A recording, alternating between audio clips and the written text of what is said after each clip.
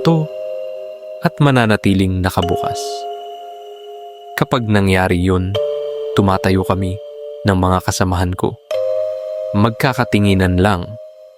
Laging may nagsasabi, may mamamatay na naman.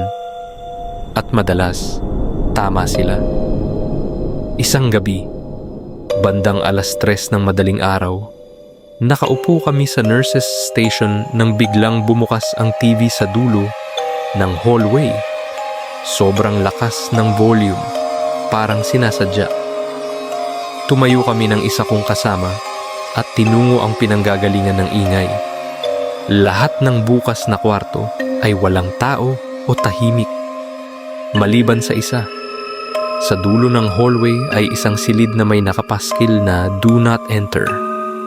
Sarado ito at ginagamit ng maintenance, kaya hindi na ito ginagalaw. Pero doon talaga galing ang tunog. Binuksan namin ang pinto.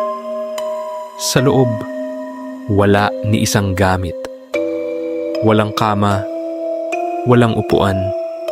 Isang TV lang na nakasabit sa pader. Bukas ang screen at todo lakas ang tunog. Pumasok ako. Tinignan ng TV at para bang may gumabay sa akin, sinabi ko, "Tama na yan. May sakit na sanggol sa tabi. Kailangan niyang makatulog. Kaya tahimik ka na please." Pinatay ko ang TV. Lumabas kami ng silid. Isinara ang pinto. Mula noon, hindi na ulit nagbukas ang TV ng kusa. Pero minsan, iniisip ko pa rin kung sino ba talaga ang nagbukas nito noong gabing yon.